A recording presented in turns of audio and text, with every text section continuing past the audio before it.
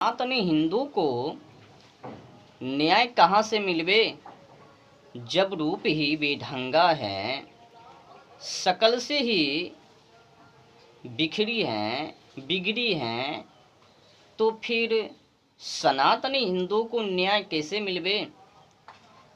न्याय लेने के लिए तो चाहता ही नहीं है, एक खुद ही सोचता है कि हमको तो अन्याय ही मिलवे तो बेहतर है, क्यों कर लेवे न्याय।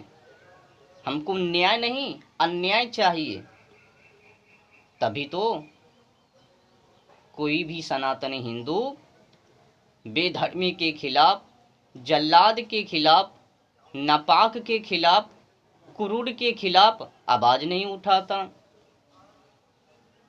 जब पूरी तरह से सनातनी हिंदू को घेर लेता है, तब बिल्ली की तरह, चूहे की तरह बेधर्मी के खिलाफ आवाज उठाता है।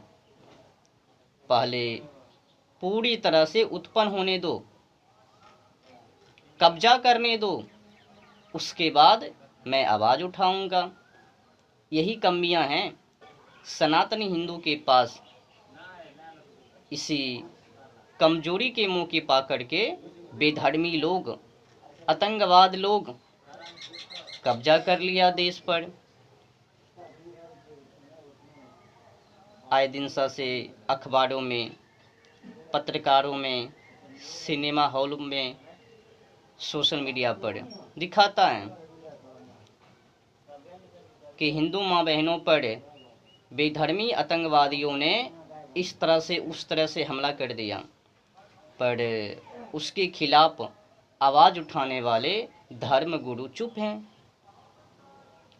ऐसे तो ढेर सारी कमियां हैं। उसी में से एक, ढेर सारी कमियों में से एक,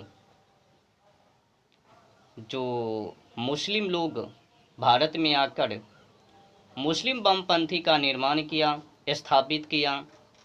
अगर सभी हिंदू एकजुट में, एक बांध में होता, तो क्या मोहम्मद बिन कासिम भारत में आगमन कर पाता। पर नहीं, वो राजा लड़ रहे हैं, उनको लड़ने दो, उनके समस्त परिवार को नीचे से ऊपर उखाड़ फेंक देने दो। जो लड़बे वही जानबे, जो संघर्ष करबे वही जानबे। ऐसा है सनातनी हिंदू का सोच। कोई भक्त आतंकवादियों के खिलाफ आवाज उठा रहे, लड़ रहे, तो जो धर्म गुरु हैं वो कहबे वो तो अन्याय कर रहे हैं। वैसा थोड़ी किया जाता है, वो भी भाई हैं। तो भाई कैसा, जल्लाद, क्रूर। भले ही हिंदू माँ बहनों को नरसंहार करवे, उससे मतलब नहीं है। एक और सूचना मैं आप लोगों को दे देना चाहता हूँ।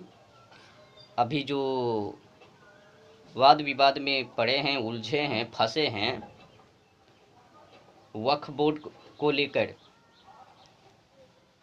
इस पर भी प्रश्न उठवे तो बेहतर होवे। अब समझ में नहीं आता, ये अन्याय है ना, महाघोर अन्याय है। एक कैसा न्याय किया गया, न्याय के नाम पर तो अन्याय ही किया, महाघोर अन्याय किया। जब उन लोगों को पाकिस्तान रहने के लिए दे दिया गया, मुस्लिम लोगों को, तो फिर मुस्लिम लोग भारत में क्या कर रहे हैं। जब कई वर्ग मीटर उनको दे दिया गया, तो भारत देश में रह करके जितने की जमीन पाकिस्तान के नाम पर दिया, लगभग में पीछे पीछे भारत में भी उतना जमीन उन लोगों ने हड़प लिया। एक कानून और एक कांग्रेस पार्टी भारत को नीचे दिखाने के लिए क्या कुछ नहीं किया? आज मैं आप लोगों को पूरी जानकारी दूंगा कि वक्फ बोर्ड के पास कितनी ज़मीन है। वक्फ बोर्ड के पास जो ज़मीनें हैं, अगर आप उनकी सच्चाई जानबे तो हैरान हो जावे। उतने ढेर सारे ज़मीन, कई ढेर सारे ज़मीन उन लोगों के पास हैं और वक्फ बोर्ड के जो नियम हैं वो भी बेढंगा हैं। उसने अगर कहा दिया कि ये मेरा ज़मीन है, वक्फ बोर्ड के ज़मीन है, तो ले लेवे।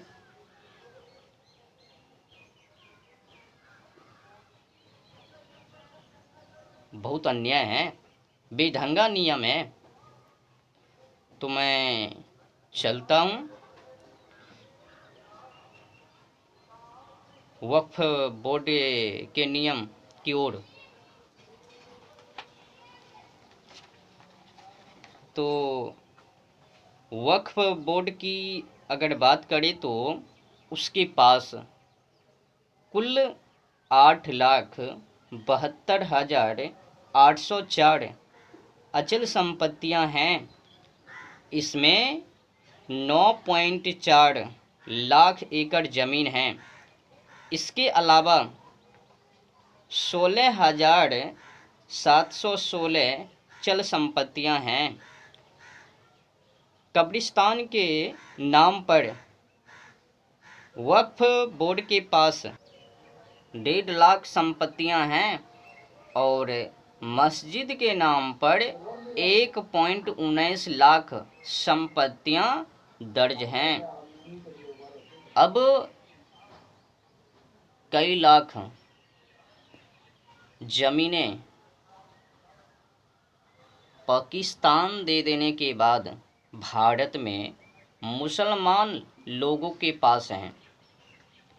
जितना की ज़मीन रक्षा मंत्री, रक्षा विभाग के पास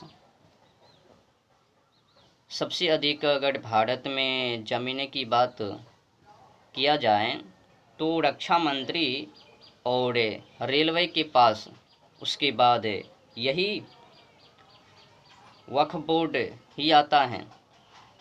तो यही दोनों वक्फ बोर्ड के आगे हैं। तीसरा नंबर पर वक्फ बोर्ड ही आता है। तो पाकिस्तान का क्षेत्रफल कोई 8,03,940 वर्ग किलोमीटर हैं, जो ब्रिटेन और फ्रांस के सम्मिलित क्षेत्रफल के करीब आता है। क्षेत्रफल के हिसाब से यह विश्व में 36वां स्थान पर है। अरब सागर से लगी इसकी समुद्रिक सीमा रेखा कोई 1046 किलोमीटर है। तो अब समझ लीजिए, जब ये भारत और भारत में रह रहे मुस्लिम, जब बंटवारा किया गया हिंदू और मुस्लिम के नाम पर 14 और 15 अगस्त के बीच रात्रि में, तो उसमें क्या सब कुछ हुआ हिंदुओं के साथ। कितने हिंदू को नरसंहार किया गया, लगभग में अधिकतर को जानकारी होवे। अगर ना होवे तो जान लीजिए, लगभग में उस बंटवारे में हिंदुस्तान और पाकिस्तान, जब मुस्लिम लोगों को पाकिस्तान दिया जा रहा था, तो उसमें लगभग में 10 लाख से अधिक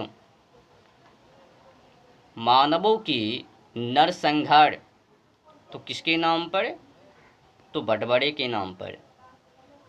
और वो जो नरसंहार कोई मामूली नहीं, बेढंगा रूपों से तरपा कर इज्जत लूटकर अगर कहा जाए तो व्याख्या न कर पावे, उतने बेढंगा ढंग से नरसंहार किया गया। और उस नरसंहार में जो शहीद हुए, माने मृत्यु को प्राप्त, वो गरीब, लाचार, भूखमरी से पीड़ित और असहयोग लोग, जो कि वहाँ से भगा दिया गया या फिर पलायन किया या फिर रास्ते में अनेक मोर्चा हैं उसमें। तो सवाल उठता है कि जब उन लोगों को पाकिस्तान दिया गया 8,03,940 वर्ग किलोमीटर, तो फिर उन लोगों ने भारत में ज़मीनें पर कब्जा क्यों किया? क्या सरकार को दिखाई नहीं देवे? क्या वो अंधे? और कानून भी बना दिया, जितने की ज़मीनें तुम लोगों को हड़पना है हड़प लो। लाचार